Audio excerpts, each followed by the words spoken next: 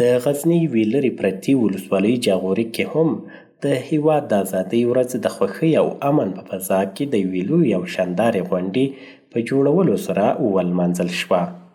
ځوانانو، قومي مخورو او د مکتب شاګردانو په دغه ناسته کې ګډون درلود. دوی په شعرونو ویناوو کې د اسلامي امارت د واکمنېدو 5مې کلیزې په رارسېدو خوښي وښوده او دا یې د امن، خوښۍ او تاریخي ارزښت لرونکې ورځې په توګه یاده کړه. 24 اسد یادگار همت و غیرت افغانها.